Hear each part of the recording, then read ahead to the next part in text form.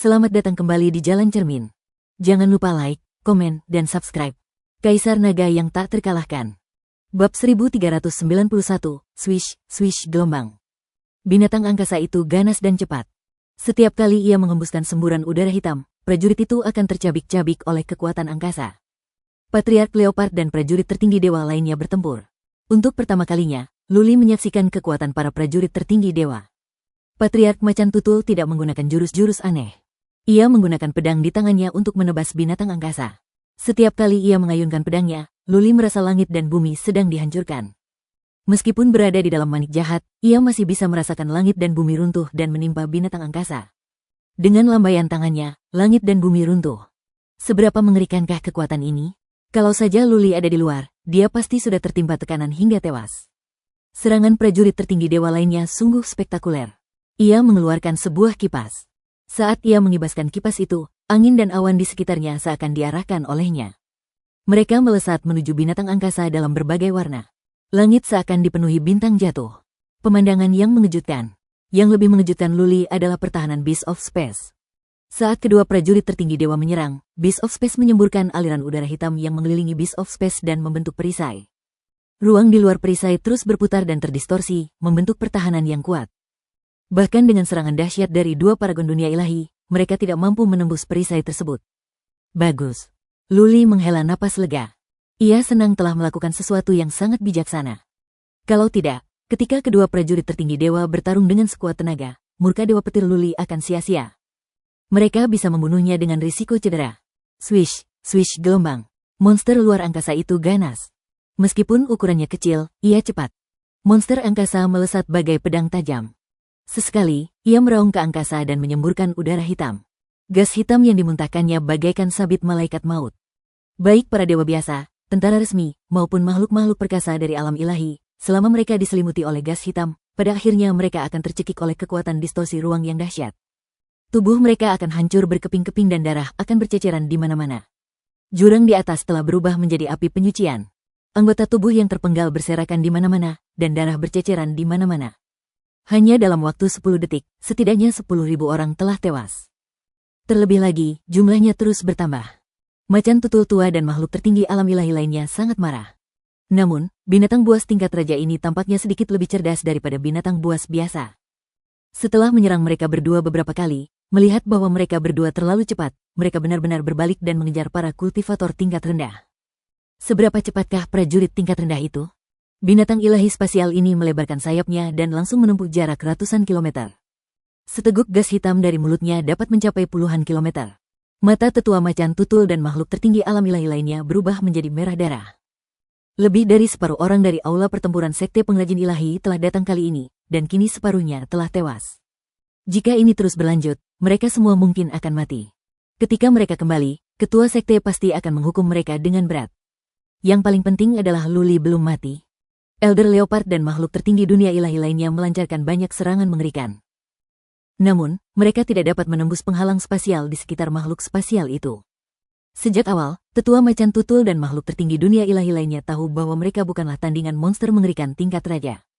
Mereka baru saja menjadi prajurit tertinggi di alam dewa.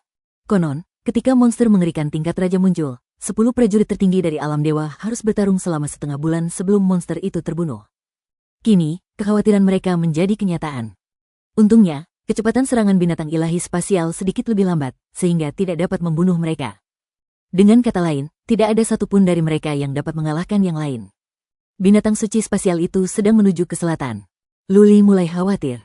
Jika binatang suci spasial ini pergi ke prefektur Yunsi di selatan, maka banyak prajurit tertinggi akan datang untuk memburunya.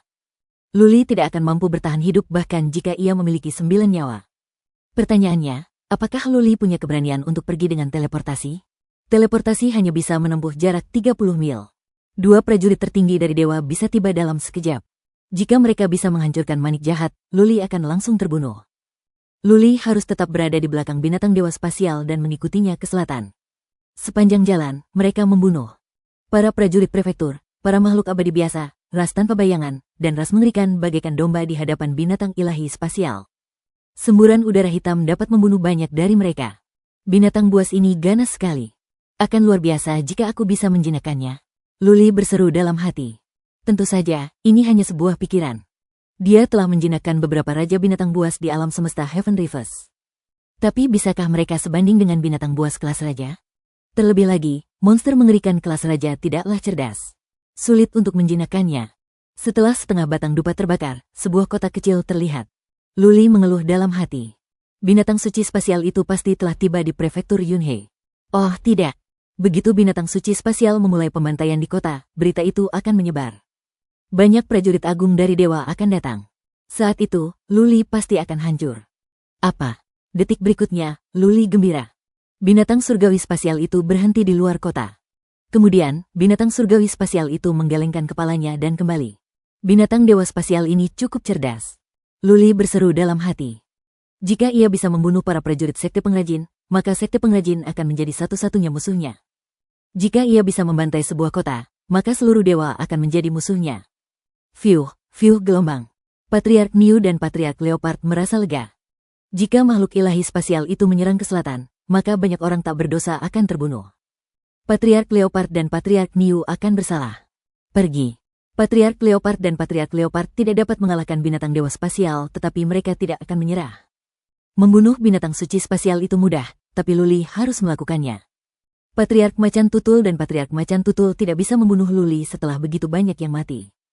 Patriark Macan Tutul dan Patriark Macan Tutul akan terlalu malu untuk kembali kepada tuan mereka. Keduanya cepat, bahkan lebih cepat daripada binatang dewa ruang angkasa. Sepanjang jalan, mereka terus menyerang, mencoba menghancurkan perisai binatang dewa ruang angkasa dan membunuh Luli. Namun, perisai itu seperti cangkang kura-kura. Mereka sudah lama menyerang, tetapi perisai itu bahkan tidak bergetar, apalagi retak. Perisai yang terbuat dari energi asal luar angkasa sangatlah kuat. Seru Patriark Leopard. Hanya prajurit tertinggi terkuat dari sekte pengrajin yang bisa membunuh binatang suci spasial itu. Patriark Leopard dan Patriark Niu tidak cukup kuat. Ikuti mereka. Tuan, tolong kirim lebih banyak prajurit yang kuat ke sana. Patriark Macan Tutul bertekad untuk mengikuti binatang suci spasial itu. Ia tidak bisa memberi Luli kesempatan untuk melarikan diri. Banyak orang dan sumber daya telah digunakan untuk memburu Luli. Banyak yang telah mati. Jika Luli bisa melarikan diri ke negeri Yuyan, Patriark Leopard akan kehilangan posisinya sebagai kepala aula. Berdengung gelombang. Patriark Leopard mengeluarkan tokennya dan mengirim pesan kembali kepada sekte pengrajin. Ia memberitahu mereka tentang situasi tersebut dan meminta mereka untuk mengirimkan lebih banyak prajurit agung yang kuat untuk membantu. Binatang suci spasial itu telah tiba di Deep Abyss. Alih-alih menyerang Patriark Leopard dan Patriark Niu, ia malah menerjang Deep Abyss dan menghilang. Pergi. Bab 1392. Jurangnya sangat dalam, dan ruang di bawahnya sangat tidak stabil. Ada retakan spasial di mana-mana, dan bahkan ada kabut hitam yang mengambang. Dia merasa sekelilingnya menyeramkan, dan ada aura yang tak terlukiskan beredar di sekelilingnya. Kecepatan binatang ilahi luar angkasa sangat tinggi. Ia melesat ratusan mil ke dalam jurang dalam sekejap. Sepertinya ia belum mencapai dasar. Luli mulai cemas. Patriark Macan Tutul dan yang lainnya telah mengikutinya. Tidak ada cara baginya untuk melarikan diri. Bisakah dia mengikuti binatang ruang ke sarangnya? Terlebih lagi, binatang angkasa pasti tahu tentang keberadaan manik jahat. Akankah binatang angkasa menghancurkan manik jahat secara langsung? Hah, dari bawah terdengar suara air. Luli menggunakan kekuatan psikisnya untuk memeriksa dan menemukan sebuah kolam di dasar jurang. Airnya gelap dan sepertinya bukan air biasa. Ada yang salah dengan airnya. Penatua Leopard dan Dewa Supremasi dunia lainnya berhenti pada saat ini. Keduanya menggunakan kehendak spiritual mereka untuk mengamati air di bawah. Ia mendapati air itu menggelegak dan terasa seperti panci berisi minyak. Ada aura berbahaya yang bersirkulasi di dalamnya. Ini, Penatua Leopard ragu sejenak sebelum bertanya, "Sapi tua, bukankah ini terlihat seperti darah esensi hitam?" Penatua Niu agak ragu. Setelah berpikir sejenak, ia berkata, "Mungkin saja. Kalau darah Yuan hitam, pasti akan merepotkan. Konon, darah esensi hitam adalah sejenis cairan yang sangat beracun, salah satu dari 10 racun terbesar di dunia. Darah beracun ini mungkin bisa dicairkan oleh artefak dewa tingkat transenden dalam sekejap, kan? Macan Tutul tua, haruskah kita mengejar mereka? Ayo kita coba." Penatua Leopard mengeluarkan belati kecil. Itu adalah artefak ilahi tertinggi. Bagi Penatua Leopard, artefak ilahi tertinggi bukanlah apa-apa. Lagi pula, seorang Grandmaster pandai besi ilahi bisa dengan mudah membuatnya. Ia melemparkan belati itu ke bawah. Setelah belati itu masuk ke dalam cairan hitam, ia seperti sepotong kayu yang dilemparkan ke dalam besi cair. Belati itu langsung mengeluarkan asap hitam dan dengan cepat terkorosi dan meleleh. Ini, Penatua Leopard dan Penatua Niu saling berpandangan dan merasa sedikit kesal. Keduanya mengenakan armor tempur Seingrad, tetapi tak satu pun dari mereka berani bertaruh. Pertama, armor tempur Seingrad sangat berharga, dan sayang sekali jika dihancurkan. Kedua, jika perlengkapan tempur mereka terkorosi, dan tubuh fisik mereka tidak kuat, mereka mungkin tidak akan mampu bangkit kembali. Lupakan. Patriark Leopard memikirkannya dan berkata, darah primordial gelap itu sangat mengerikan. Bagaimana Luli bisa selamat? Lagi pula, bukankah mereka punya binatang ilahi luar angkasa? Begitu Luli keluar, dia akan dibunuh oleh binatang ruang. Patriark Niu bahkan lebih takut untuk turun. Lagi pula, tidak ada gunanya baginya untuk membunuh Luli atau tidak. Jika Patriark Niu mati di sana, ia akan mati sia-sia. Mereka berdua tidak pergi. Malah, mereka menunggu dengan tenang di dekatnya. Patriark Leopard bahkan mengerahkan beberapa prajurit untuk tetap di dekatnya, khawatir Luli akan cukup beruntung untuk lolos hidup-hidup.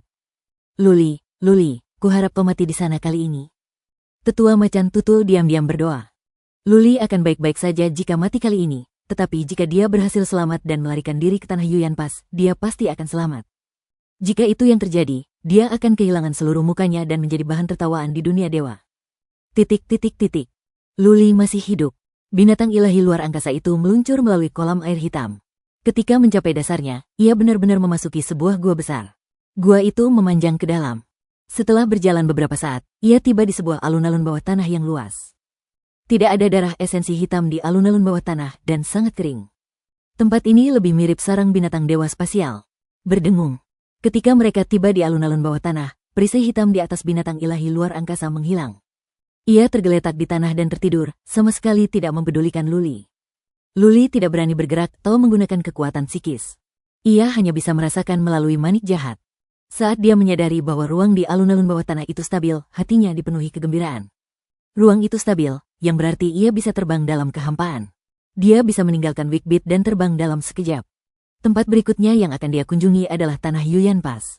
Hal itu adalah, binatang ilahi luar angkasa itu begitu kuat. Apakah dia akan langsung terbunuh begitu dia keluar? Wigbeat tidak memiliki energi kehidupan, tetapi dia memilikinya. Binatang buas tidak cerdas. Mereka memang ditakdirkan untuk bermusuhan dengan manusia. Terlebih lagi, Luli berada di sarangnya. Apakah dia akan tinggal di sini selamanya jika dia tidak pergi? Bagaimana jika Sekte Pengrajin mengirimkan prajurit yang lebih kuat? Sekte Pengrajin memiliki lebih dari satu prajurit tertinggi di keilahian. Waktu terus berjalan. Setelah setengah batang dupa terbakar, Luli merasakan binatang ilahi luar angkasa sedang beristirahat dengan mata tertutup. Ia pun mengambil keputusan. Wigbeat berubah menjadi setitik debu dan terbang menjauh dari punggung Space Divine Beast. Binatang ilahi luar angkasa tidak melakukan apa-apa. Ia masih tertidur. Luli merasa lega. Ia menerbangkan manik jahat ke sudut. Sesampainya di sudut, Luli menggunakan manik jahat lagi untuk memastikan binatang ilahi luar angkasa tidak melakukan apa-apa. Kemudian, ia mengambil keputusan dan melesat keluar. Swish, swish gelombang. Begitu keluar, ia mulai menggambar formasi di udara secepat mungkin. Ia tidak menatap formasi itu, melainkan ke arah binatang ilahi luar angkasa yang tak jauh darinya. Apa yang terjadi selanjutnya mengejutkan Luli. Binatang ilahi luar angkasa itu tiba-tiba membuka matanya. Mata besar itu dipenuhi dengan dingin dan niat membunuh. Luli hanya berjarak 1000 kaki dari binatang ilahi luar angkasa. Ia merasa sedang menatap dewa kematian saat menatap mata itu. Dia sudah mati. Dia sudah mati. Luli merasakan bahaya yang mematikan dalam jiwanya. Binatang ilahi luar angkasa sedang menghadapinya. Jika binatang ilahi luar angkasa menghembuskan embusan udara hitam, Luli akan tercabik-cabik dalam sekejap. Para prajurit perkasa di alam dewa sama rapuhnya seperti patung tanah liat di hadapan udara hitam. Pertahanan Luli tak ada apa-apanya. Dia bahkan tidak mengeluarkan amarah guntur.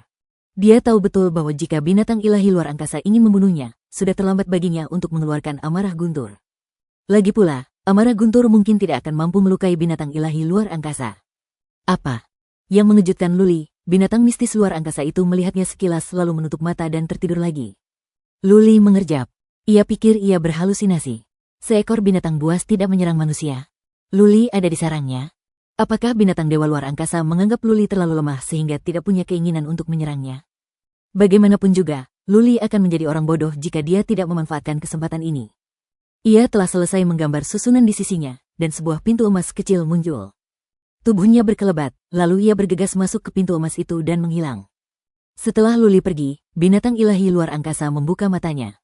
Ia berjongkok di tanah dan melihat ke suatu titik di angkasa. Binatang ilahi luar angkasa itu tampak memuja Luli dan mengibaskan ekornya. Ia lebih mirip anjing pesek daripada binatang buas tingkat raja. Berdengung.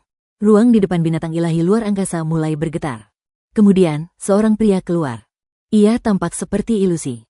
Luli tidak bisa melihat wajahnya dengan jelas. Bab 1393. Berdengung gelombang. Setengah hari kemudian, ruang di atas lembah mulai bergetar. Lalu, 4 orang keluar bersamaan. Beberapa murid sekte pengrajin berjaga di luar. Mereka berlutut ketakutan dan berkata, "Salam, guru, para leluhur, dan Nyonya Huang." Patriark Niu dan Patriark Leopard terkejut. Mereka langsung terbang. Patriark Leopard membungkuk malu dan berkata, "Salam, Tuan, para patriark." Patriark Niu juga membungkuk. Master sekte pengrajin tidak menunjukkan emosi apapun. Ia melirik dan bertanya, "Ada apa? Di mana Luli?" "Dia ada di bawah sana. Aku tidak tahu apakah dia masih hidup atau tidak." Penatua Macan Tutul menunjuk ke dasar jurang dan menjelaskan apa yang baru saja terjadi. Mata Luo Huang berbinar saat ia mendengarkan. Luli ternyata mampu bertahan dalam situasi seperti itu. Harus diakui, hidup orang ini sungguh berat. Darah primordial gelap, binatang spasial. Master sekte pengrajin mengerutkan kening. Lalu dia melambaikan tangannya dan berkata, "Ayo kita lihat." Sekelompok orang terbang menuruni ngarai dan segera tiba di atas darah esensi hitam. Ketua sekte melirik sebentar lalu mengangguk. Itu memang darah esensi hitam. Kirim pesan kembali ke Tetua Si untuk bersiap dan kirim seseorang untuk mengambilnya. Ini bahan yang bagus untuk memurnikan senjata. Seorang patriark langsung mengirim pesan. Patriark Leopard cemberut. Guru tidak datang untuk membunuh Luli. Sebaliknya, ia mulai mengumpulkan materi. Aku akan turun dan melihatnya. Tetaplah di sini. Zirahmu tidak akan mampu menahan darah primordial kegelapan. Master of the Craftsmanship mengeluarkan sebuah manik putih setelah beberapa kali melihat. Manik itu bersinar dan sebuah perisai muncul untuk menutupinya. Ia melesat ke dalam kolam bagai pedang tajam. Ia bergerak cepat. Tak lama kemudian, ia mencapai dasar dan menemukan gua besar itu. Dia berjalan ke dalam gua, tetapi segera keluar. Dia terbang dan berkata sambil mengerutkan kening, "Tidak ada binatang spasial di sana." Luli tidak ada di sana. Bagaimana itu mungkin? Patriark Macan Tutul dan Patriark Niu saling berpandangan ketakutan. Mereka telah berjaga di dekat sana. Luli bisa terbang, tetapi bagaimana mungkin binatang ilahi spasial bisa pergi tanpa suara? Melihat tatapan heran Penatua Leopard dan Penatua Qian, Ketua Sekte Pengrajin tidak bertanya lebih lanjut. Ia merenung sejenak dan berkata, hanya ada 2 kemungkinan. Pertama, ini adalah binatang ilahi spasial. Ia sebenarnya adalah binatang spiritual milik seorang ahli yang diam-diam dibawa pergi oleh ahli tersebut. Kemungkinan kedua adalah binatang ilahi luar angkasa memiliki kemampuan ilahi yang mirip dengan terbang menembus kehampaan. Karena sarangnya telah ditemukan, ia pergi lebih awal. Semua orang berpikir keras dan merasa bahwa kemungkinan pertama lebih mungkin. Binatang buas tidak memiliki kecerdasan tinggi, jadi bagaimana mereka bisa melarikan diri terlebih dahulu? Jika itu telah diambil oleh seorang tokoh besar, seberapa besarkah kekuatan besar itu hingga mampu secara diam-diam mengambil binatang ilahi di bawah pengawasan Tetua Leopard dan Tetua Niu? Di mana Luli? Apakah dia juga dibawa pergi oleh ahli ini? Banyak pertanyaan muncul di benak semua orang. Namun satu hal yang pasti, mustahil bagi sekte pengrajin untuk membunuh Luli dalam waktu singkat. Operasi perburuan telah gagal total. Patriark Macan Tutul. Sang guru melirik dan berkata dengan dingin, "Setelah kau kembali, akui kesalahanmu dan mengundurkan diri. Posisi di balai perang tidak cocok untukmu. Kirimkan pesananku. Hentikan perburuan ini. Kau sudah lama dipermalukan. Hentikan. Tak apa kau gagal. Lagi pula, kau tak mau mengakui kegagalanmu." Sang guru berbalik dan terbang bersama Luo Huang. Tak lama kemudian, mereka menghilang di kejauhan, meninggalkan para leluhur dan murid-murid aula perang yang berdiri di sana dengan perasaan campur aduk. "Luli, jika aku punya kesempatan, aku akan memotongmu menjadi beberapa bagian, kecuali kau tidak pernah muncul di alam dewa lagi." Elder Leopard meraung dan wajahnya berubah menjadi ganas. Insiden ini tidak hanya membuatnya kehilangan posisi di Hall of Warfare, tetapi juga mempermalukannya. Untuk sementara, ia mungkin akan menjadi bahan tertawaan di Divinity. Dengan adanya para prajurit prefektur di sini, berita itu tak bisa dirahasiakan. Tak lama kemudian, berita itu menyebar ke seluruh penjuru Divinity. Sekte pengrajin juga menerima kabar. Pemimpin sekte pengrajin murka. Ia mencopot Patriark Leopard dari jabatannya di Balai Perang dan Kepala Balai Intelijen. Banyak orang terbunuh. Berita itu mengonfirmasi kegagalan operasi perburuan sekte pengrajin. Poster hadiah dibatalkan. Sekte pengrajin menyerah memburu Luli. Berita itu menyebar ke seluruh Divinity bagaikan butiran salju dan menimbulkan sensasi. Nama Luli dikenal di seluruh penjuru dunia. Ia menjadi pusat diskusi. Mustahil untuk tidak memperhatikannya. Seorang abadi tak berarti yang baru naik ke keilahian selama kurang dari 10 tahun telah bertarung melawan 4 kekuatan legendaris. Dia telah membunuh banyak murid sekte pengrajin dan prajurit prefektur. Yang lebih penting, dia lolos dari penangkapan dan selamat. Keempat kekuatan legendaris itu bagaikan 4 penguasa di dewa, 4 kaisar. Sekalipun kekuatan rata-rata menyinggung keempat kekuatan legendaris, akan mudah bagi kekuatan itu untuk dihancurkan, apalagi melawan. Keilahian telah ada selama ribuan tahun. Keempat kekuatan legendaris selalu menjadi penguasa. Tak seorang pun mampu melawan keempat kekuatan legendaris tersebut. Akhirnya, ada satu hari ini. Jika Luli benar-benar seorang pendekar agung di alam dewa, pendekar yang kuat, maka hal itu dapat dimengerti. Kebetulan Luli adalah seorang pejuang yang bahkan tidak ada dalam daftar. Seekor semut menantang seekor naga. Ternyata semut itu menggigit sisik naga itu dan melarikan diri. Perbedaan antara seorang penguasa super dan seorang prajurit tak berarti sangat mencolok. Itulah sebabnya ada sensasi seperti itu. Bersamaan dengan segala macam teori konspirasi, masalah ini menjadi semakin sensasional. Sial, sudah kubilang bajingan ini menyusahkan. Masalah hidup 1000 tahun. Bagaimana dia bisa mati semudah itu? Dia sangat baik. Di sebuah kastil di Gunung Hujan Berkabut, Lousier sedang menggendong seorang wanita. Ia bangkit dari tubuh wanita itu segera setelah mendengar kabar tersebut. Terlepas dari kepahitan tersembunyi di hati wanita itu, Lousier melangkah keluar dan berteriak, 16, 18, kemarilah dan minum bersamaku. Aku ingin merayakan. Bajingan. Suara Lou Tianxing yang marah terdengar, minumlah kalau kau mau. Jangan terlalu mencolok. Apa kau mencoba menghancurkan pavilion gerimis berkabut? Hahaha. Lousier tidak peduli. Dia terbang menjauh. Dia bertemu dua sahabatnya dan bergegas ke kota hujan berkabut. Dia ingin mabuk-mabukan untuk merayakan pelarian Luli. Menakjubkan. Pada saat yang sama, di salah satu aula es Istana Gunung Salju, penguasa Istana Gunung Salju memandang Nyonya Suci Salju dan berkata, Jingya, pria yang kau sukai memang luar biasa. Dia benar-benar berhasil melarikan diri. Ini pertama kalinya dalam sejarah. Putri Suci sangat gembira. Sambil mengepalkan tinjunya, ia berkata, dia sungguh pria yang luar biasa. Mungkin dia akan menciptakan lebih banyak keajaiban di masa depan. Suatu hari nanti, dia akan berdiri di puncak keilahian dan memandang rendah yang lain. Jangan pernah pikirkan itu. Tuan Gunung Salju memasang wajah serius dan memarahi, jika memungkinkan.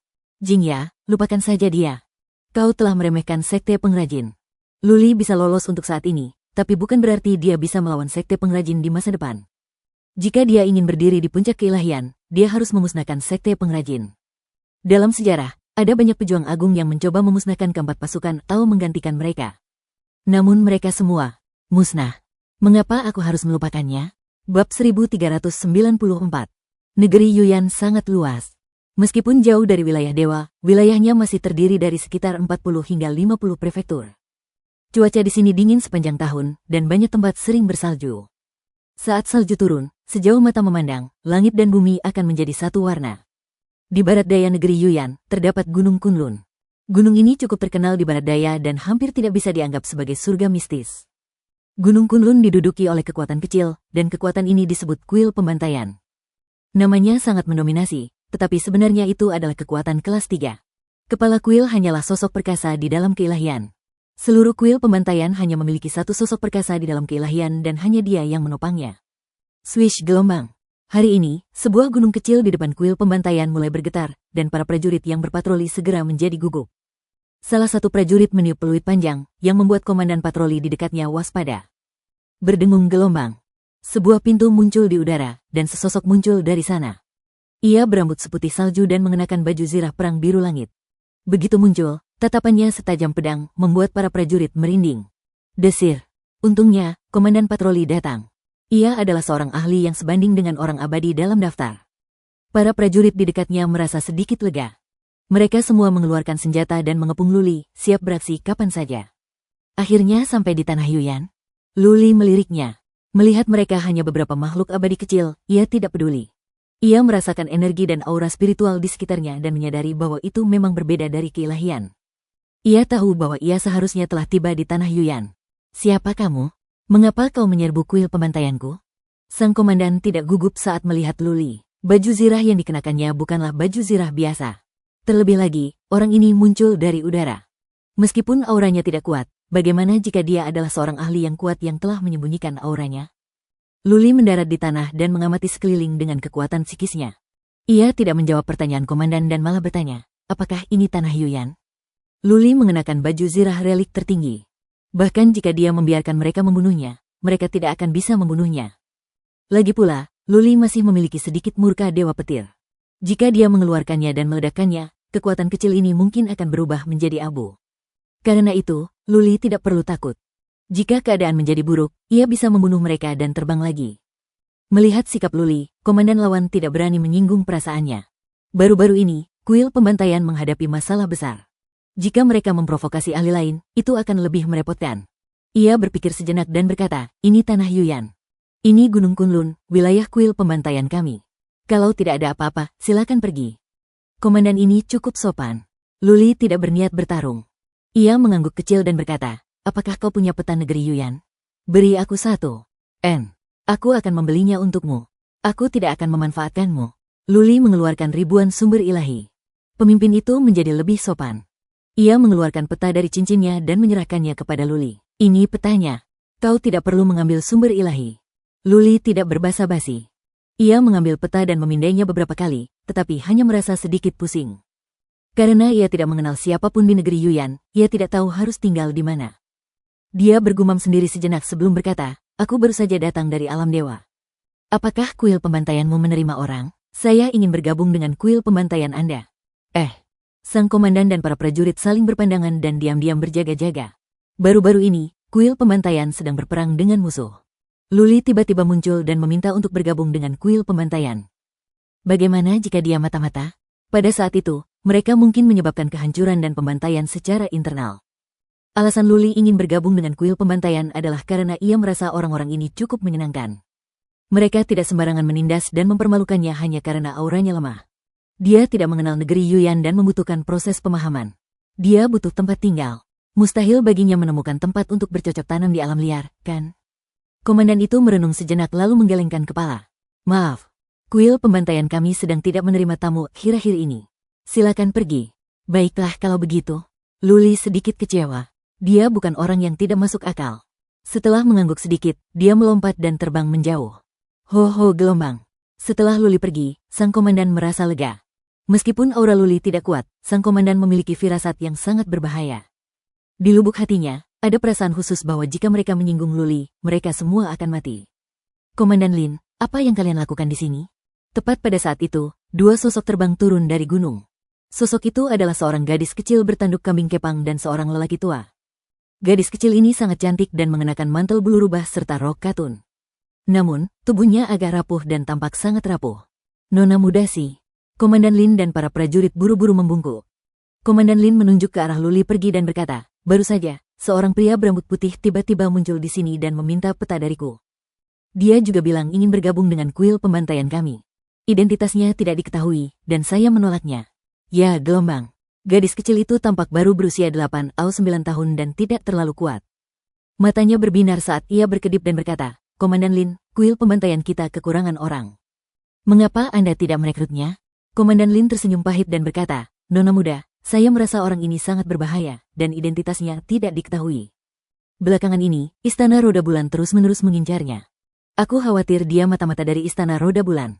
Oh, gadis kecil itu jelas tidak punya banyak rencana. Ia mengangguk dan melambaikan tangannya. Paman Si, ayo pergi. Komandan Lin terkejut. Ia berdiri di depan gadis kecil itu dan berkata, Nona muda, cuaca di luar sangat berbahaya akhir-akhir ini. Anda akan turun gunung? Benar sekali gelombang. Gadis kecil itu memiringkan kepalanya dan berkata, aku akan mencari ibu dan kakek. Selama kakek bersedia membantu kita, orang-orang jahat dari Istana Roda Bulan itu tidak akan mempersulit kita. Jangan khawatir. Dengan Paman Si yang melindungi kita, bukankah orang-orang dari Istana Roda Bulan sudah pergi untuk menangkap binatang buas tingkat surga? Semuanya akan baik-baik saja. Kakek sudah dekat. Komandan Lin masih khawatir saat bertanya, apakah ketua aula setuju untuk membiarkanmu keluar? Ayah sedang berkultivasi secara tertutup. Gadis kecil itu mengerutkan bibirnya dan berkata, Komandan Lin, aku sudah memberitahu pihak ibu. Mereka akan mengirim orang untuk menjemputku. Beraninya Istana Roda Bulan menyentuhku? Komandan Lin memikirkannya dan merasa itu masuk akal. Ia tidak berkata apa-apa lagi. Namun, ia tetap melambaikan tangan dan mengutus 2 orang. Ikuti Nona muda. Jika terjadi sesuatu pada Nona muda, bawa kepala kalian untuk menemuiku. Terima kasih banyak, Komandan Lin. Gadis kecil itu tersenyum manis. Wajahnya yang seindah batu giok melembutkan hati Komandan Lin. Gadis kecil ini adalah harta karun kuil pembantaian. Siapapun yang melihatnya akan memiliki perasaan lembut padanya. Gadis kecil itu membawa mereka bertiga menuruni gunung dengan gembira.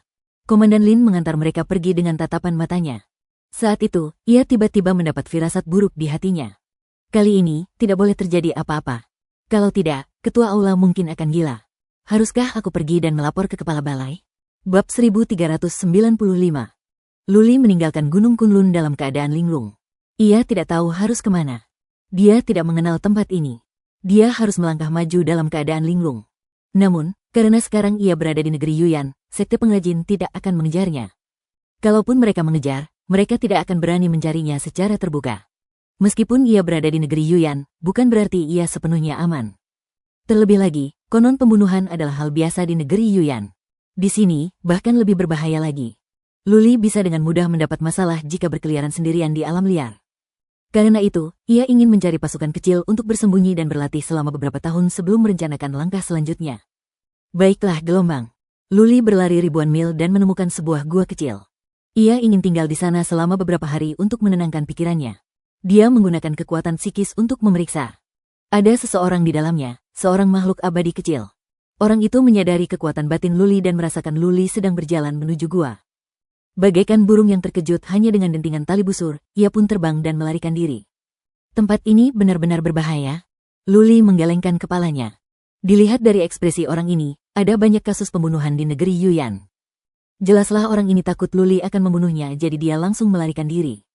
Luli tidak mau berpikir terlalu banyak. Armor penghalang muncul dan ia bergegas masuk ke dalam gua untuk beristirahat.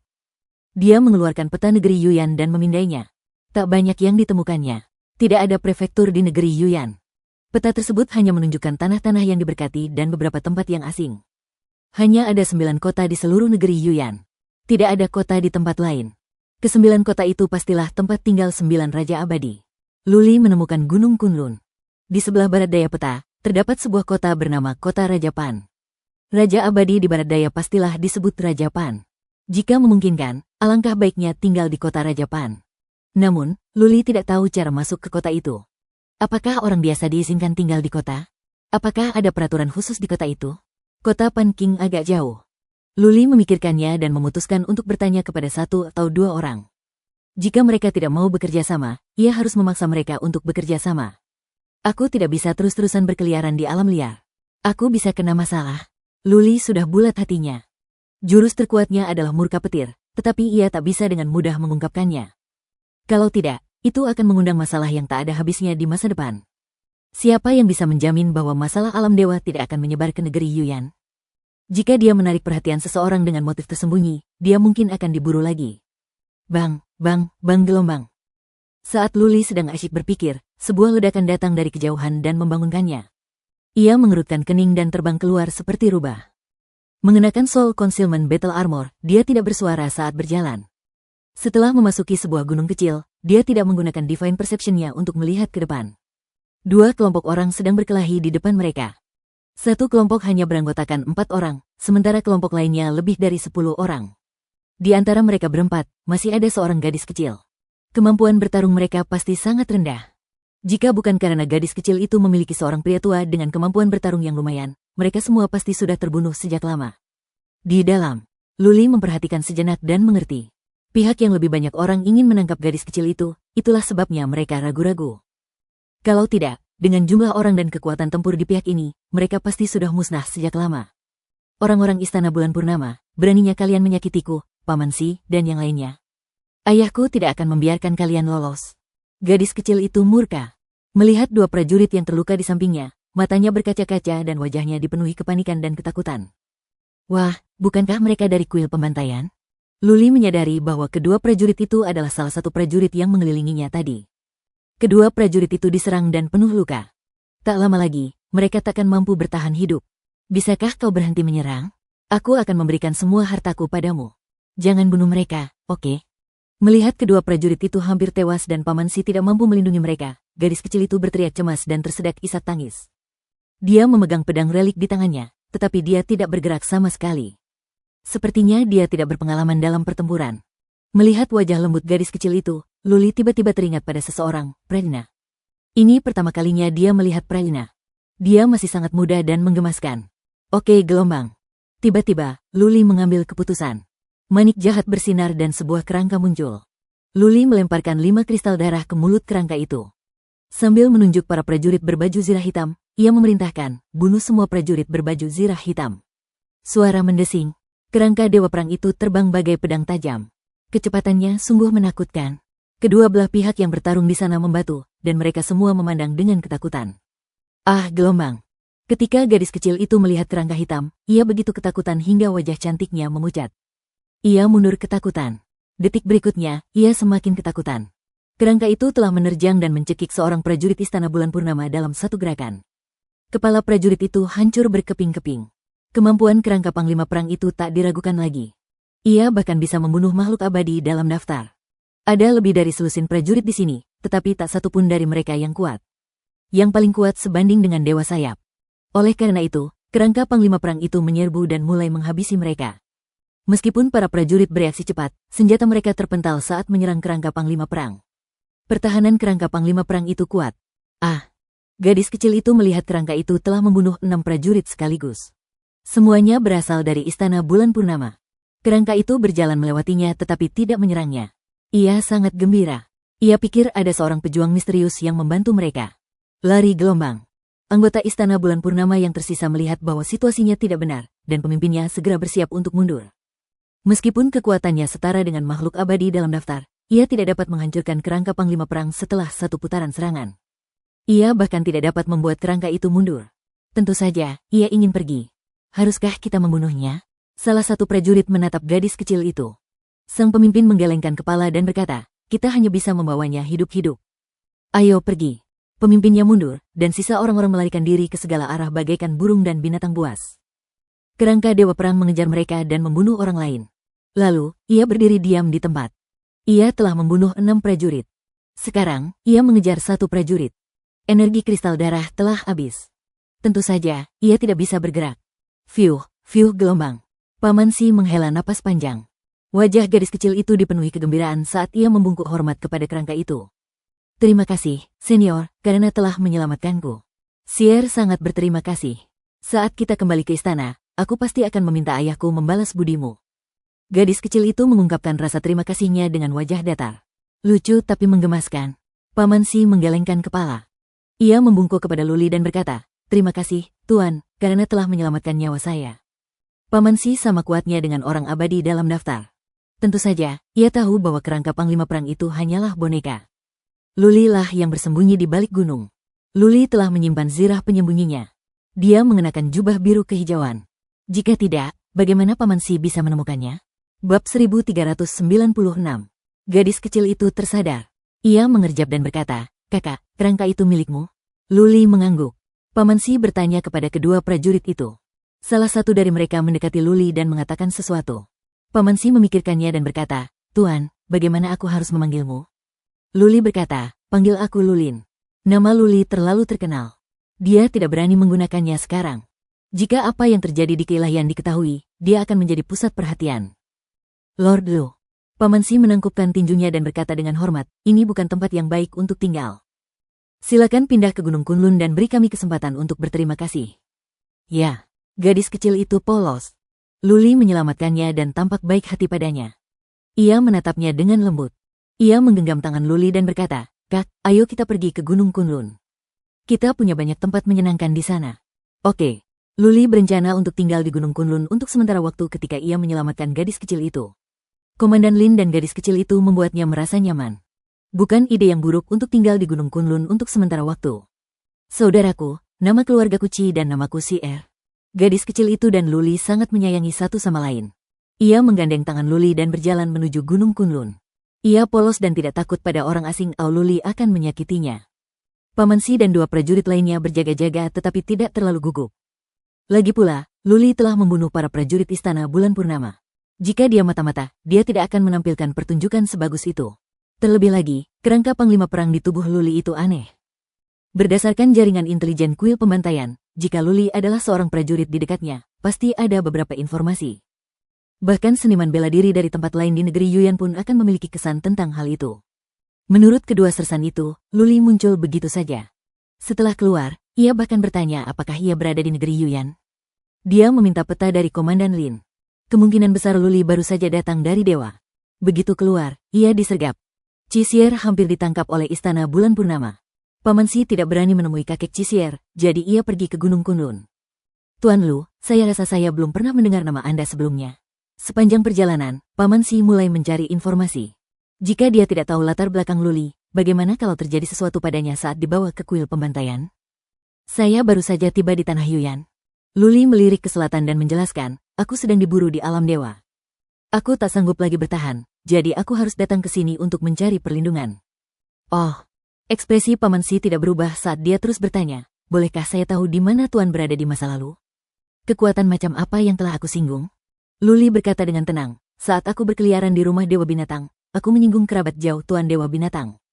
Aku dikejar-kejar oleh bawahannya selama lebih dari setahun. Kalau bukan karena keberuntunganku, aku pasti sudah mati di jalan. Kerabat jauh dari tuan rumah. Mata Paman Si menampakkan sedikit keterkejutan, dan ekspresinya menjadi lebih hormat. Banyak pemimpin di keilahian adalah prajurit yang sangat perkasa. Luli pasti sangat kuat jika dia bisa menyinggung kerabat jauh seorang pemimpin dan melarikan diri ke keilahian. Saat ini, Paman Si sedikit khawatir. Akankah kuil pembantaian membawa seorang ahli yang tidak diketahui asal-usulnya ke Gunung Kunlun membawa bahaya tersembunyi bagi kuil pembantaian? Jika Luli mengambil alih sarang itu, mereka akan hancur. Kakak, kamu hebat. Mata Cisier berbinar saat dia menatap Luli dengan kagum. Luli balas menatap Cisier dengan penuh kasih sayang. Ia mengusap dahinya dan berkata, Cier, kau juga luar biasa. Kau bagaikan makhluk abadi di usia semuda ini. Saat kamu dewasa, kamu akan menjadi prajurit yang sangat kuat. Melihat kelembutan di mata Luli, Paman Si merasa lega. Ekspresi Luli tidak mungkin palsu. Seberapa burukkah orang yang memperlakukan Cisier dengan sepenuh hati? Paman Si tidak bertanya lagi. Ia memimpin yang lain dalam perjalanan. Perjalanan itu terasa damai. Tak lama kemudian, mereka tiba di Gunung Kunlun. Apa yang sedang terjadi? Komandan Lin yang bertugas berpatroli di luar gunung langsung menyadari keberadaan mereka. Ketika melihat dua prajurit berlumuran darah, dia langsung bergegas menghampiri bersama anak buahnya dengan panik. Apa? Dia terkejut melihat Luli di belakangnya. Namun, Paman Si mengedipkan mata padanya sehingga dia tidak bertanya lebih lanjut. Nanti akan kujelaskan. Pergilah dan aturlah kedua prajurit itu. Aku akan membawa Tuan Lu ke gunung. Paman Si melambaikan tangan untuk mengundang Luli naik gunung. Luli tanpa basa-basi langsung berjalan mendaki gunung. Tak lama kemudian, ia tiba di puncak. Pemandangan di sini lumayan. Ada banyak kastil yang tersebar di sekitarnya dan ada sebuah plaza. Luli menggunakan kekuatan psikis untuk memeriksa. Tidak banyak orang di puncak, hanya ribuan. Sepertinya kekuatan ini tidak kuat. Ini bagus. Dengan kekuatan psikisnya, Luli dapat melihat bahwa pasukan ini terdiri dari makhluk abadi biasa. Paling banyak ada 30 orang yang selevel dengan Paman Si. Luli merasa lega. Nyonya Si. Cisier sangat populer di kuil pembantaian. Tak lama kemudian, orang-orang datang untuk menyambutnya. Namun, mereka memandang Luli dengan waspada. Lagi pula, Luli adalah orang asing dan dia berdiri di samping Cisier. Cisier menyapa mereka dengan hangat dan memperkenalkan mereka kepada Luli. Dia tampak baik kepada semua orang dan tidak bersikap angkuh seperti wanita muda. Pantas saja dia disukai oleh orang-orang dari kuil pembantaian. Paman Si meminta semua orang untuk pergi dan membawa Luli ke sebuah kastil yang indah. Kastil itu berada di sudut dan ada dua penjaga di luar. Paman Si sepertinya mengkhawatirkan Luli, jadi dia mengirim 2 orang untuk mengawasinya. Luli tidak peduli. Jika kuil pembantaian langsung mempercayainya, mereka pasti idiot. Saat ini, dia tidak berencana untuk bergabung dengan kuil pembantaian. Tidak masalah selama dia bisa tinggal di sana untuk sementara waktu. Kuil pembantaian terlalu kecil. Kekuatan semacam ini tidak layak untuk diandalkan. Cisier diantar pergi oleh Paman Si. Paman Si mengatur 2 pelayan untuk melayani Luli dan mengirimkan banyak minuman. Mereka sangat memperhatikan tata krama. Luli tahu bahwa Paman Si pasti pergi melapor kepada kepala kuil pembantaian. Ia duduk di sana dan menunggu. Setelah 1 jam, terdengar tawa dari luar. Setelah itu, seorang pria parubaya yang tampan dan tegap masuk sambil menggandeng tangan Cisier. Ketika orang ini berjalan, dia seperti naga atau harimau dan memiliki aura heroik. Kau pastilah dermawan putriku, adik Lu, kan? Pria parubaya itu masuk dan menatap Luli dengan mata berbinar dan tajam. Ia tersenyum dan memperkenalkan diri, saya Ci Junfeng, kepala kuil pembantaian. Terima kasih, adik Lu, atas bantuanmu. Dengan itu, pria parubaya itu membungkuk dalam-dalam dengan ketulusan tertulis di seluruh wajahnya. Luli berdiri dan berkata sambil tersenyum tipis, Master Kuil Ci, tak perlu terlalu sopan. Aku pernah punya adik perempuan yang semanis Cisier kecil. Waktu itu, ketika saya lewat, saya teringat adik perempuan saya dan membantunya. Ini hanya masalah kecil. Master Qi Kuil tidak perlu terlalu memikirkannya. Qi Junfeng adalah sosok maha kuasa di alam dewa. Terlebih lagi, ia telah lama menjadi kepala kuil. Luli tampak seperti seorang dewa kecil, dan tidak bersikap angkuh maupun merendahkan saat menghadapinya. Meskipun nadanya terdengar sopan, nadanya acuh tak acuh dan tidak menunjukkan rasa gugup atau gelisah. Hal ini membuat Qi Junfeng sedikit ragu. Luli pastilah orang yang telah melihat dunia. Mungkin dia adalah murid dari sebuah klan besar di alam dewa, itulah sebabnya dia bisa begitu tenang. Orang seperti ini pasti tidak mau berada di bawah orang lain. Jika dia tetap tinggal di kuil pembantaian, mungkin itu benar-benar seperti yang dikatakan Paman Si. Bab 1397. Tak lama kemudian, Qi Junfeng memutuskan. Luli tidak bisa tinggal lama. Ia bisa tinggal di sini sebentar, tetapi ia tidak bisa membiarkannya bergabung dengan kuil pembantaian. Setelah mengambil keputusan, senyum Qi Junfeng berubah tulus. Lagi pula, Luli telah menyelamatkan Qi Si'er. Qi Junfeng harus membalasnya. Qi Junfeng segera mengobrol dengan Luli dengan hangat. Ia meminta seseorang untuk mengirimkan makanan lezat dan mengundang beberapa tetua untuk minum bersamanya. Dia mengundang Luli untuk tinggal di sini tetapi tidak menyebutkan apapun tentang Luli yang bergabung dengan kuil pembantaian. Luli tidak ingin bergabung dengan kuil pembantaian. Ia hanya ingin tinggal di sini sebentar untuk memahami situasi di sini. Ini adalah pertama kalinya mereka bertemu, jadi Luli tidak bertanya terlalu banyak. Qi Junfeng pergi setelah mereka kenyang. Dia memberitahu Qi Junfeng bahwa Luli boleh tinggal di sini selama yang dia mau, dan seterusnya. Kakak Lu, istirahatlah yang cukup. Aku akan datang dan bermain denganmu besok. Qi Si'er begitu polos hingga tidak mengerti pikiran orang dewasa. Ia pun dibawa pergi oleh Qi Junfeng dengan senyum manisnya. Para leluhur juga pergi. Paman Si tetap tinggal dan memberitahu beberapa pelayan bahwa jika Luli membutuhkan sesuatu, para pelayan harus memenuhinya. Kekuatan tempur kedua pelayan itu sangat rendah, tetapi mereka tidak buruk rupa. Namun, jelas bahwa mereka sering digunakan untuk melayani orang-orang penting. Mendengar Paman Si mengatakan bahwa mereka harus memenuhi kebutuhan Luli, kedua pelayan itu menatap Luli dengan malu-malu. Mata mereka dipenuhi dengan cinta. Sejak Luli menjadi dewa, ia tidak pernah merasa nyaman dengan wanita manapun. Namun, bukan berarti ia begitu haus akan wanita hingga tertarik pada mereka. Ia tidak tertarik pada wanita yang bisa tidur dengan pria manapun. Ia masuk ke ruangan dan mengaktifkan formasi penghambatan. Ia berbaring sejenak dan mulai memikirkan masa depannya. Menempa artefak, Luli sudah menyerah. Apa gunanya menjadi pengrajin ahli? Dia akan tetap diburu saat dia kembali ke Divinity. Tanpa kemampuan absolut, Luli tidak dapat kembali ke alam dewa, apalagi alam semesta kekaisaran bumi. Untuk kembali ke alam semesta kekaisaran bumi, ia harus pergi ke kantor ruang waktu. Kantor ruang waktu dan sekte pengrajin adalah 4 kekuatan legendaris. Jika Luli tidak memiliki cukup kemampuan dan status, dia akan diturunkan di kantor ruang waktu dan diserahkan ke sekte pengrajin. Saya perlu meningkatkan kemampuan saya. Luli sedang berpikir keras. Tanpa kemampuan yang kuat, ia tidak akan bisa maju. Ia mungkin punya banyak pengikut, dan ia terkenal di kalangan dewa. Setelah amarah dewa petir habis, ia akan segera kembali ke wujud aslinya. Setelah kristal api darah habis, ia akan menjadi dewa biasa. Makhluk maha kuasa manapun dari dunia ilahi dapat dengan mudah mencubitnya sampai mati. Pembantaian adalah yang paling umum di negeri Yuyan. Luli merasa kuil pembantaian sedang menghadapi krisis dan bisa dimusnahkan oleh kekuatan lain kapan saja. Tanpa kekuatan di tempat ini, seseorang akan berada dalam situasi genting dan bisa mati kapan saja. Aku harus meningkatkan kekuatan tempurku dalam waktu singkat. Luli sudah bulat hatinya. Sesaat kemudian, ia mengirim pesan kepada Pridarah. Pridarah, berapa lama waktu yang kau butuhkan untuk menghancurkan formasi di tubuh abadi ini? Seberapa kuatkah mayat dewa itu setelah hancur? Pridarah sudah memiliki jawaban di hatinya. Ia menjawab, butuh setidaknya setengah tahun. Setelah semuanya terpecahkan, kekuatan tempur mayat abadi itu akan mampu menekan makhluk maha kuasa biasa dari alam abadi. Makhluk maha kuasa yang kuat dari alam abadi mungkin tidak akan mampu membunuhnya. Baiklah kalau begitu, berusahalah semampumu untuk memecahkannya, kata Luli. Kemudian, ia mengeluarkan 2 cincin interspasial, milik 2 prajurit super perkasa dari dewa. Luli ingat ada beberapa buku kuno di dalamnya. Karena buku-buku itu merupakan harta karun para pendekar maha perkasa di alam dewa, buku-buku itu pastilah tidak sederhana. Pertama, Luli mengeluarkan cincin interspasial milik wakil ketua klan perang dari sekte pengrajin. Cincin itu bersinar dan Luli mengeluarkan 3 buku. Ketiga buku itu terbuat dari bahan khusus. Sepertinya terbuat dari kulit binatang yang istimewa. Luli mengambil satu dan membacanya sekilas. Setelah beberapa saat, ia mengerucutkan bibir dan menyimpannya. Buku ini tentang menempa artefak. Itu adalah pemahaman wakil master sendiri tentang menempa artefak. Buku itu tidak terlalu berguna. Mata Luli berbinar ketika ia membuka buku kedua. Buku ini mencatat sebuah keterampilan kuno yang berkaitan dengan jiwa. Keterampilan itu tampak misterius dan dapat digunakan untuk serangan jiwa. Sayangnya, tidak ada gunanya mengolah buku ini sekarang. Luli menyingkirkan buku itu. Jiwanya tidak kuat. Tidak ada gunanya mengolah buku ini.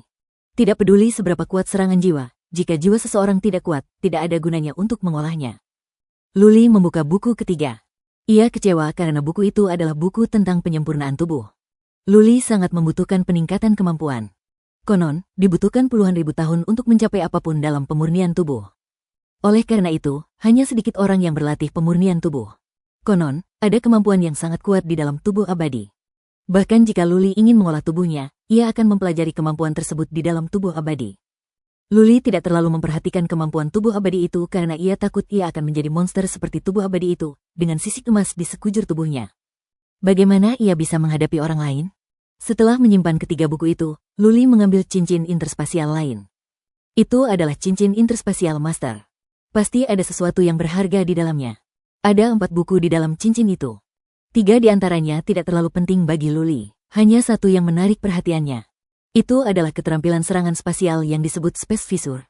Menurut pengantarnya, keterampilan ini dapat memecahkan ruang dalam sekejap untuk mencegah musuh mendekat dan memengaruhi pergerakan mereka.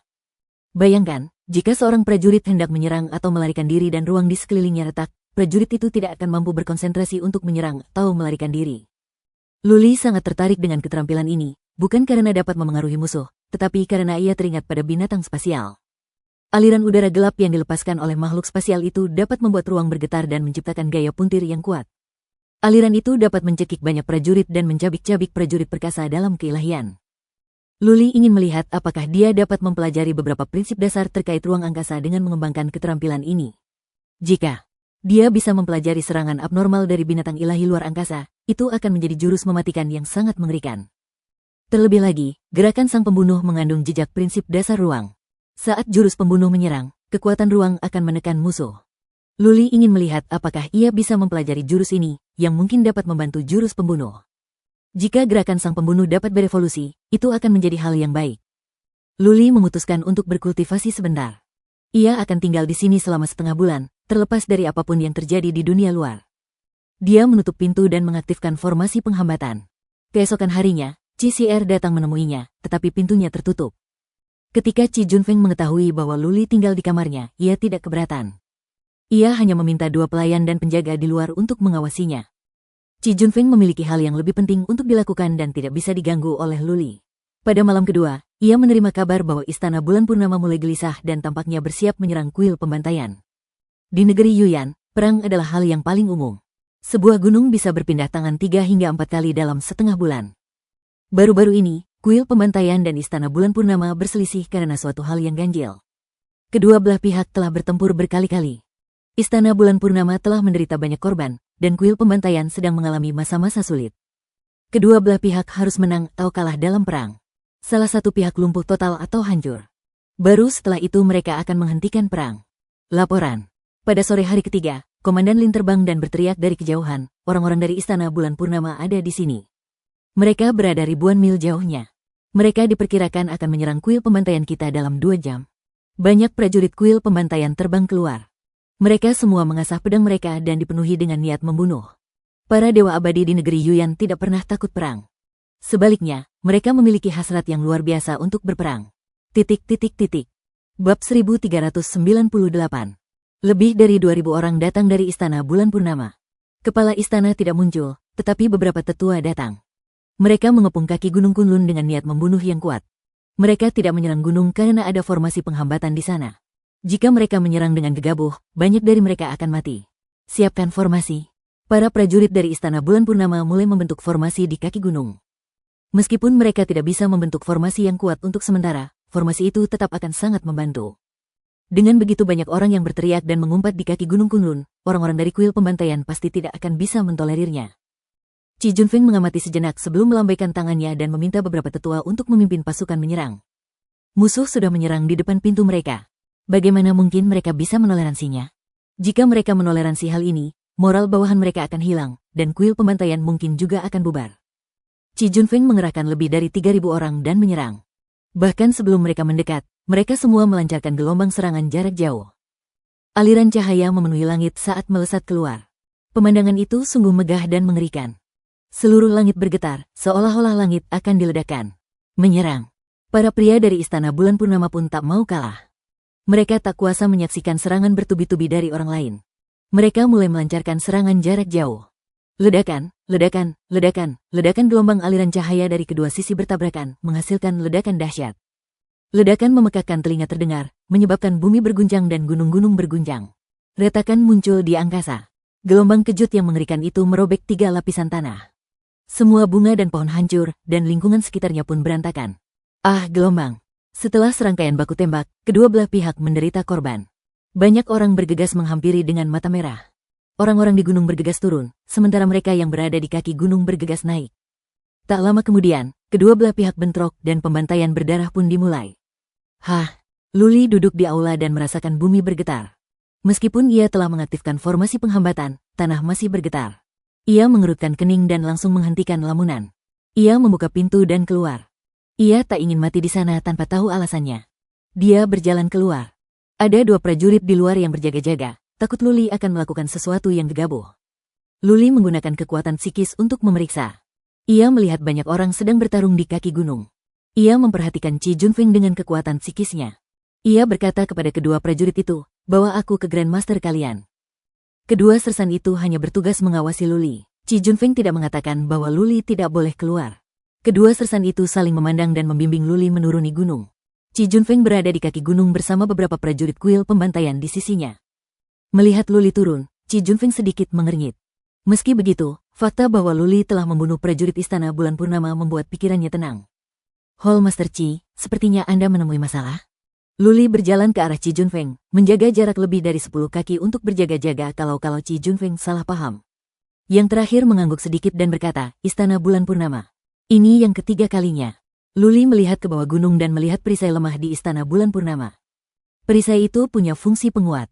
Para prajurit Istana Bulan Purnama semuanya bersemangat. Di sisi lain, ketika orang-orang dari kuil pembantaian memasuki penghalang pelindung, mereka merasa tertekan. "Situasi tidak terlihat baik untukmu." Luli cemberut dan berkata kepada Qi Junfeng, "Kau harus memikirkan cara untuk menghancurkan formasi musuh. Kalau tidak, jika terus begini, kau akan menderita banyak korban." "Aku ingin." Qi Junfeng berkata sambil tersenyum getir, "Sayang sekali kita tidak punya bakat di pihak kita. Terlebih lagi, ada seorang pejuang jiwa yang kuat di Istana Bulan Purnama yang telah menjaga inti formasi. Gara-gara formasi ini, banyak prajurit kita yang gugur. Kuil pembantaian dulunya lebih kuat daripada Istana Bulan Purnama. Tapi sekarang, aduh, kenapa kau tidak pergi dan menghancurkan formasi itu sendiri?" Luli bingung. Gelombang. Senyum getir di wajah Qi Junfeng semakin dalam. Ia menjelaskan, "Tuan Istana Bulan Purnama pandai bersembunyi. Dia pasti ada di dekat sini. Tidak apa-apa kalau aku diam saja. Tapi kalau aku diam saja, dia pasti akan bertindak. Kekuatan kita hampir sama. Aku tidak bisa membunuhnya. Tapi jika aku membunuh para prajurit Istana Bulan Purnama, dia akan membunuh mereka yang ada di pihak kita. Saat itu tiba. Kedua belah pihak akan menderita." Luli mengangguk. Manik jahat di tangannya bersinar. Selanjutnya, Bloodvine keluar dan memasuki tubuh Luli. Kemudian, Bloodvine mencapai bagian bawah kakinya dan masuk ke dalam tanah. Bloodvine telah berevolusi 2 kali dan kini menjadi kuat. Tentakelnya dapat menjangkau radius ribuan mil. Kaki gunung berjarak 3 mil. Bloodvine dapat mencapainya dengan mudah. "Guru, formasi ini tidak kuat. Ini hanya formasi untuk memperkuat dan melemahkan." Peri darah merasakan formasi itu dan mengirim pesan kepada Luli. Luli merasa yakin. Ia menoleh ke Qi Junfeng dan berkata, "Grandmaster Qi, saya ingin membuat kesepakatan dengan Anda." Oh, mata Qi Junfeng berbinar-binar. Hatinya membara. Ia bertanya, "Saudara Lu, apa yang ingin kau lakukan?" "Sederhana." Sambil menunjuk ke tanah, Luli berkata, "Aku akan membantumu mengalahkan musuh di sana. Syaratnya, aku butuh tempat tinggal. Untuk saat ini, aku ingin tinggal di Gunung Kunlun. Ketika ada tempat yang lebih baik, aku akan pergi. Jangan khawatir. Aku tidak akan berkomplot melawanmu, dan aku juga tidak akan mengambil alih wilayahmu." Qi Junfeng merasa malu dengan keterus-terangan Luli. Melihat tatapan mata Luli yang tenang, Qi Junfeng tahu bahwa dia terlalu berhati-hati. Luli pasti lahir di pasukan besar atau pernah bertemu dengan pasukan besar. Luli tidak terlalu menyukai kuil pembantaian kecil ini. Qi Junfeng memang pahlawan. Ia segera menyesuaikan pikirannya.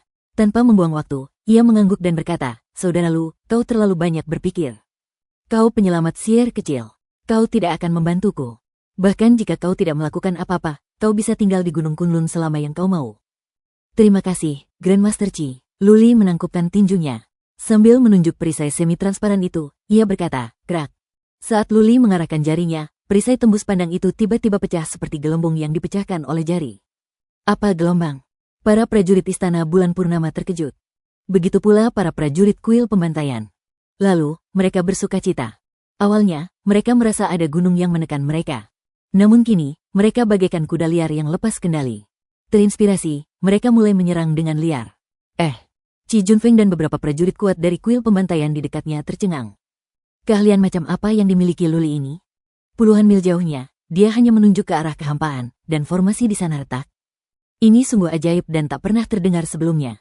Luli berdiri di sana dengan acuh tak acuh. Ia mengenakan jubah biru kehijauan. Rambut putihnya berkibar tertiup angin. Ia memberi Qi Junfeng dan yang lainnya perasaan bahwa ia tak terduga. Berdengung gelombang. Setelah beberapa saat, Luli menunggu peri darah kembali. Kemudian, manik jahatnya bersinar dan tubuh abadi itu keluar.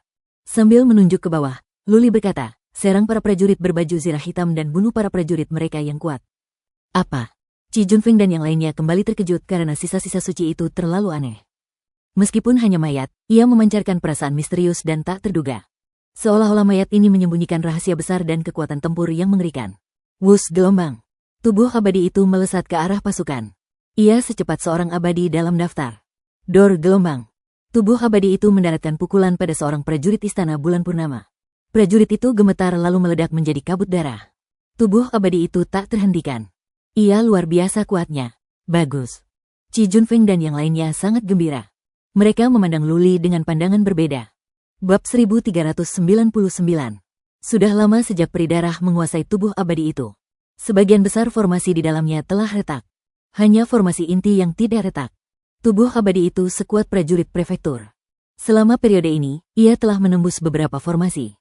Menurut peri darah, ia dapat dengan mudah mengalahkan beberapa abadi dalam daftar. Jika formasi inti akhir dapat dipecahkan, dia dapat mengalahkan prajurit perkasa rata-rata di Divinity. Ribuan prajurit itu semuanya adalah makhluk abadi biasa. Para patriark terkuat hanya sekuat makhluk abadi dalam daftar. Oleh karena itu, ketika tubuh abadi itu menyerbu, ia bagaikan seekor serigala yang menyerbu kawanan domba. Faktanya, tubuh abadi itu hanya sekuat tubuh abadi yang ada di daftar. Beberapa prajurit dari kuil pembantaian ada di daftar. Perbedaannya adalah pertahanan tubuh abadi. Beranikah makhluk abadi lainnya dalam daftar ini menyerbu dan membunuh tanpa rasa takut? Tubuh abadi melakukannya. Sekalipun makhluk abadi lainnya bisa membunuh banyak dari mereka, mereka akan terluka. Tapi tidak dengan tubuh makhluk abadi itu. Pertahanan tubuh abadi itu mengerikan. Belum lagi para prajurit super perkasa di keilahian, tubuh abadi itu dapat dengan mudah menahan serangan dari para prajurit perkasa di keilahian. Karena itu, peri darah sama sekali tidak khawatir. Ia mengendalikan tubuh abadi itu untuk mengamuk di antara pasukan, membunuh semua yang ada di jalurnya. Ini adalah pencegah yang hebat. Para prajurit dari Istana Bulan Purnama mengepung tubuh abadi itu dan menyerang. Namun, ketika mereka menyadari bahwa mereka tidak dapat menghancurkan satu sisi pun tubuh abadi itu, moral mereka pun merosot. Banyak dari mereka yang panik. Sejak formasi mereka retak, moral mereka menurun. Saat ini, banyak dari mereka yang berpikir untuk mundur. Di sisi lain, moral kuil pembantaian meningkat. Dalam waktu singkat, Istana Bulan Purnama telah menderita banyak korban. Dalam waktu puluhan tarikan napas, ratusan orang telah tewas. Wow! Terdengar suara trompet yang nyaring dari kejauhan, dan para prajurit Istana Bulan Purnama merasa seolah beban berat telah terangkat dari pundak mereka. Mereka semua segera mundur. Setelah beberapa saat, kuil pembantaian meninggalkan 70 atau 80 prajurit lainnya sebelum mereka semua mundur. Guru besar. Beberapa tetua berlari kembali dengan gembira. Ini adalah kemenangan besar pertama melawan Istana Roda Bulan dalam banyak pertempuran yang telah mereka lalui. Tak heran mereka begitu gembira. Luli melambaikan tangannya, dan tubuh abadi itu kembali. Luli menyimpannya dan mengangguk kepada Qi Junfeng sebelum terbang kembali ke kamarnya untuk berkultivasi. Ketika kuil pembantaian malam mengadakan perjamuan untuk merayakan kemenangan mereka, Qi Junfeng mengirim seseorang untuk mengundang Luli, tetapi Luli tidak mau keluar.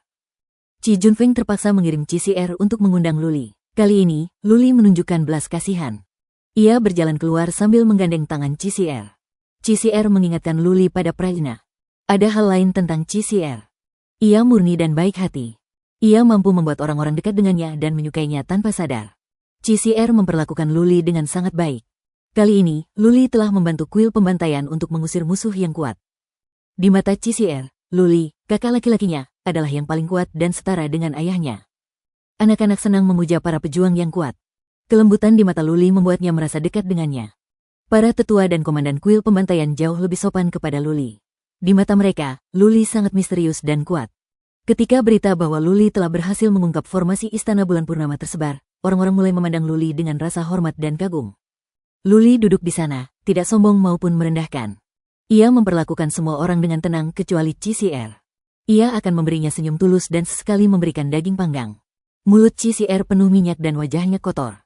Ia sesekali tersenyum pada Luli, terlihat sangat manis. Setelah makan dan minum sepuasnya, Luli ingin kembali.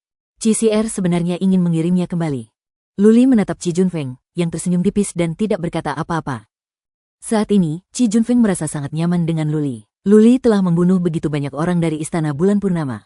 Jelas, dia bukan mata-mata Istana Bulan Purnama. Dia belum pernah mendengar tentang Luli di negeri Yuyan, jadi kemungkinan besar Luli baru saja datang dari dewa. Temperamen Luli luar biasa. Seharusnya dia berasal dari keluarga besar. Dia memperlakukan CCR dengan sangat baik. Saat menatap CCR, ada sedikit rasa sayang di matanya. Qi Junfeng tahu hal ini, jadi dia merasa nyaman saat CCR bermain dengan Luli. CR kecil, di mana ibumu? Kenapa aku tidak melihat ibumu? Dalam perjalanan pulang, Luli bertanya dengan rasa ingin tahu. Secara teori, ibu CCR seharusnya hadir di perjamuan itu. Bahkan jika tidak, dia seharusnya mengirim seseorang untuk membawa CCR kembali. Ibu saya tidak ada di sini. Mendengar hal ini, mata CCR meredup. Ia tampak merindukan ibunya. Ia menundukkan kepala dan berkata, kakek tidak ingin ibuku bersama ayahku. Ia membawa ibuku kembali ke puncak Kaisar Langit. Kakek adalah wakil kepala istana Kaisar Langit. Ibu saya diam-diam bersama ayah saya. Konon, kakek hampir membunuh ayah saya. Ibu saya mengancam akan bunuh diri agar kakek tidak melakukannya. Tapi ibu saya ditarik kembali. Mata CCR memerah saat berbicara. Luli merasa kasihan padanya. Ia menepuk kepalanya dan berkata, CR, jangan bersedih. Setidaknya ibumu masih hidup. Dia meninggal saat aku lahir. Aku belum pernah melihatnya. Baiklah, aku tidak sedih. CCR mengepalkan tinjunya. Ia menatap Luli dan berkata, ayahku berkata bahwa aku harus giat berkultivasi. Ketika aku cukup kuat, aku bisa pergi ke Istana Kaisar Langit dan menjemput ibuku. Ayahku juga akan bekerja keras. Saat itu tiba, kakek tidak akan menghentikanku. Kakak Lu, jangan bersedih. Haha. Luli menyentuh wajah CCR dengan lembut, lalu berjongkok dan berkata, CR kecil, kembalilah dan berkultivasi. Aku juga perlu berkultivasi. Kita akan bekerja keras bersama-sama dan kemudian kita bisa mengalahkan orang-orang jahat dan mendapatkan ibumu kembali. Oke. CCR menyeringai dan berlari dengan gembira. Di tengah perjalanan, ia bahkan berbalik dan melambaikan tangannya. Luli memperhatikan CCR pergi sebelum dia kembali ke kamarnya dan mengaktifkan formasi penghambatan. Langkah hari ini berisiko karena tubuh abadi itu mungkin terekspos. Lagi pula, bentuknya memang istimewa. Seseorang di keilahian tahu tentang tubuh abadi itu. Setidaknya, Dewa Sayap, Dewa Barbar, dan Dewa Penyihir tahu. Lokasi Luli bisa diketahui. Tentu saja, kemungkinannya kecil. Bahkan jika dia ditemukan, kecuali Sekte Pengrajin mengirim seorang prajurit tertinggi dari alam abadi untuk membunuhnya lalu pergi. Menurut Taoist Tuli, para pejuang agung dewa tidak bisa memasuki tanah Yuyan. Jika tidak, mereka akan dibunuh oleh 9 Raja Abadi. Luli merasa nyaman tinggal di kuil pembantaian. Ia ingin meningkatkan kekuatannya dalam waktu singkat dan mengumpulkan lebih banyak informasi. Tidak akan terlambat untuk pergi. Karena itu, dia harus melindungi kuil pembantaian. Kalau tidak, jika Istana Bulan Purnama hancur, kemana dia akan pergi? Lagi pula, dia sangat menyukai CCR. Jika kuil pembantaian dihancurkan, CCR hanya bisa berkeliaran bersama Qi Junfeng. Lupakan. Luli tidak menyesali perbuatannya. Ia memasuki alam transenden untuk berkultivasi dan fokus mempelajari keterampilan spasial. Hanya dengan mempelajari keterampilan spasial, dia dapat mencoba memahami keterampilan mengerikan dari binatang spasial dan mengembangkan jurus pembunuh. Bab 1400. Celah spasial itu rumit. Itu adalah keterampilan kuno yang melibatkan hukum ruang. Luli merasakan jejak prinsip dasar di dalamnya. Di satu sisi, Luli sedang mengolah energi ilahi dan pada saat yang sama, ia mengonsumsi pelet jiwa. Energi ilahi dan jiwa harus ditingkatkan. Keduanya adalah fondasi dan fondasi. Jika tidak, bahkan jika Anda memahami makna sejati yang kuat, Anda tidak akan mampu melepaskannya. Void Traversal adalah skill yang kuat. Namun, jiwa Luli terlalu lemah. Awalnya, ia hanya bisa menggunakannya sekali dan itu sangat menyakitkan. Sekarang jiwanya telah menjadi lebih kuat, dia dapat melepaskannya beberapa kali berturut-turut. Selama ini, Istana Bulan Purnama bersikap baik. Mungkin, mereka takut dengan kekuatan dan kemampuan aneh Luli, sehingga mereka tidak berani datang lagi. Masa tinggal Luli di kuil pembantaian sangat nyaman. Biasanya, ia akan berlatih secara tertutup dan sesekali menemani CCR berjalan-jalan di sekitar Gunung Kunlun. Selain CCR, Luli tidak dekat dengan orang-orang lain dari kuil pembantaian. Nada suaranya sangat dingin, yang membuat Qi Junfeng merasa semakin tenang. Jika sikap Luli terhadap orang-orang dari kuil pembantaian baik, pasti ada kecurigaan bahwa dia membeli hati mereka. Namun, sekarang, dia tidak peduli berapa lama Luli ingin tinggal. 4 bulan telah berlalu, dan tidak ada pergerakan dari Istana Bulan Purnama. Namun, Qi Junfeng tidak lengah. Dia tahu Istana Roda Bulan tidak akan menyerah. Itu karena urat nadi spiritual yang mereka tempati sangat penting. Mereka bisa mendapatkan banyak akar ilahi setiap bulan. Istana Roda Bulan pasti akan memperjuangkannya. Selama beberapa bulan, Luli tidak pernah melihat atau mendengar kabar dari ibu CCR. Kakeknya pun tidak muncul. Sepertinya kakeknya punya masalah besar dengan Qi Junfeng. Kalau tidak, dia tidak akan menghentikan ibunya untuk kembali menemui CCR. Peri darah mulai menghancurkan formasi mantra di dalam mayat abadi itu. Ia mulai melihat hasilnya. Luli telah membuat beberapa kemajuan dalam mempelajari jurus membelah ruang. Ia bisa dianggap berada di level pemula. Hanya masalah waktu sebelum ia menguasainya. 2 bulan kemudian, penduduk Istana Bulan Purnama mulai gelisah lagi. Setelah Qi Junfeng menerima berita itu, dia mengirimkan sejumlah besar pengintai untuk memantau situasi di Istana Bulan Purnama. Dengan Luli tinggal di sini, Qi Junfeng merasa lebih percaya diri. Luli tampak tak terduga. Mungkin dia lebih kuat daripada yang terlihat. Mungkin saja dia menyembunyikan auranya. Jika dia memang ahli super, lalu apa yang perlu ditakutkan oleh kekuatan kecil seperti Istana Roda Bulan? Beberapa hari kemudian, orang-orang Istana Bulan Purnama mulai bergerak. Mereka bahkan telah mengerahkan lebih dari 3.000 orang, langsung menuju Gunung Kunlun. Qi Junfeng segera mengerahkan seluruh anak buahnya dan bersiap untuk bertempur. Tetapi kali ini, Istana Roda Bulan bergerak sangat lambat. Mereka membutuhkan waktu setengah hari untuk mencapai Gunung Kunlun. Lebih jauh lagi, mereka tidak sampai di kaki Gunung Kunlun. Mereka mendirikan kemah dan membentuk formasi beberapa ratus mil jauhnya. Pasti ada alasan di balik kelainan ini. Qi Junfeng berdiri di Gunung Kunlun dan mengerutkan kening. Setelah beberapa saat, ia tersadar dan melambaikan tangannya. Komandan Lin, segera bawa beberapa orang ke Vena Naga. Komandan Lin membawa mereka bertiga dan terbang ke sana. Vena Naga tidak jauh dari Gunung Kunlun. Biasanya, ada sekelompok tentara yang ditempatkan di sana. Qi Junfeng bahkan telah meminta seorang ahli arai Dharma untuk memasang beberapa arai besar di sana. Hanya dalam waktu setengah jam, Komandan Lin terbang kembali dan berlutut dengan satu kaki di depan Qi Junfeng dengan wajah penuh amarah. Kepala istana, sesuatu telah terjadi. Semua ahli dari Istana Matahari Ungu telah dimobilisasi. Nadi naga telah diambil oleh mereka dan semua orang kita telah terbunuh. Rumah Matahari Ungu? Qi Junfeng langsung murka. Istana Matahari Ungu adalah kekuatan kecil di sekitarnya dan jauh lebih kecil daripada kuil pembantaian. Biasanya kalau ketemu orang dari kuil pembantaian, mereka akan merendahkan suaranya. Kali ini, berani-beraninya mereka menyerang urat nadi naga. Dia bahkan membunuh semua anak buahnya. Itu sangat jelas. Purple Sun Mansion dan Full Moon Palace telah bergandengan tangan, dan orang-orang dari Full Moon Palace telah menarik perhatian Masakre Srin. Purple Sun Mansion diam-diam mengambil tindakan dan menghancurkan barisan besar di Dragon Vein, menghancurkannya. Vena Naga ini adalah sumber kehidupan kuil pembantaian. Setiap tahun, Vena ini dapat menghasilkan banyak kristal. Tanpa Vena Naga ini, fondasi kuil pembantaian akan hancur. Jika Anda tidak mampu menyediakan sumber daya kultivasi kepada bawahan Anda, mengapa sekelompok orang harus mempertaruhkan nyawa mereka untuk Anda? Bergabung dengan kekuatan apapun sama saja dengan bergabung. Apa yang harus dilakukan? Qi Junfeng sedikit khawatir. Kali ini, Istana Bulan Purnama terang-terangan merencanakan sesuatu. Jika dia membawa orang untuk merebut nadi naga, orang-orang Istana Bulan Purnama dapat menyerang Gunung Kunlun dan menghancurkan markas mereka. Jika mereka tidak bergerak dan Istana Bulan Purnama menyiapkan barisan di Dragon Vein, kuil pembantaian harus membayar harga yang sangat mahal jika mereka ingin merebutnya kembali di masa mendatang. Kepala istana, kami akan memimpin tim untuk menghancurkan Vena Naga.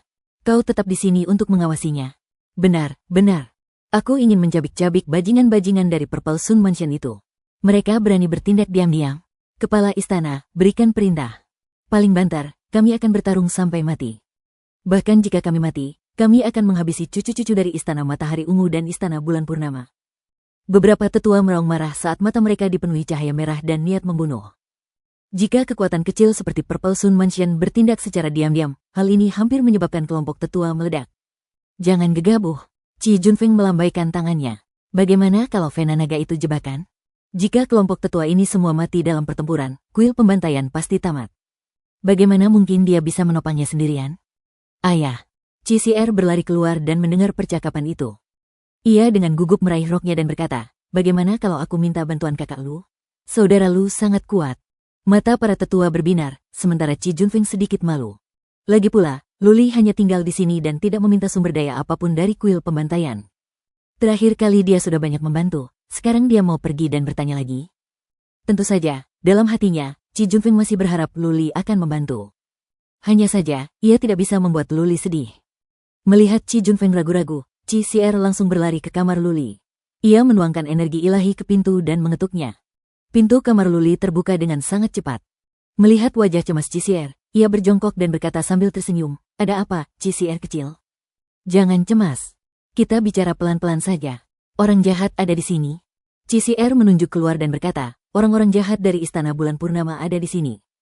Sepertinya ada juga orang-orang jahat dari Istana Matahari Ungu. Ayah sedang dalam situasi sulit. Aku ingin meminta bantuan kakak, tapi ayah terlalu malu untuk meminta. Luli tersenyum. Qi Junfeng benar-benar tak kuasa menahan diri untuk memohon padanya. Tanpa ragu, Luli menggenggam tangan CCR dan berkata, ayo kita lihat situasinya. Terima kasih, saudara Lu. Anda memang yang terbaik. CCR melompat dan mencium pipi Luli. Luli tersenyum lebar dan mengajaknya keluar. Qi Junfeng melihat Luli memegang tangan CCR dari kejauhan dan memasang ekspresi canggung. Ketika Luli berjalan mendekat, ia menangkupkan tinjunya dan berkata, kakak Lu, masalah ini. Jangan berkata apa-apa lagi. Luli menepuk kepala CCR dan berkata, demi CCR, aku tidak akan membiarkan kuil pembantaian dihancurkan. Saya akan berusaha sebaik mungkin untuk membantu. Ceritakan situasinya kepada saya. Qi Junfeng tidak lagi berbasa-basi dan menjelaskan situasinya secara singkat. Luli berpikir sejenak dan berkata, kalian semua tidak boleh bergerak. Kalian semua tetap di Gunung Kunlun. Kali ini, musuh jelas-jelas berusaha memancing ular itu keluar dari lubangnya. Setelah kau keluar, Gunung Kunlun kemungkinan besar akan hilang. Qi Junfeng dan para patriark lainnya sedang berpikir keras. Salah satu patriark menjadi cemas dan bertanya, kita tidak bisa melakukan ini, kita tidak bisa melakukan itu. Saudara Lu, menurutmu apa yang harus kita lakukan? Sangat mudah. Luli mengangkat bahu dan berkata, kau tetap di sini dan jangan bergerak. Aku akan pergi ke urat nadi naga sendirian dan membantumu mendapatkannya kembali. Bersambung.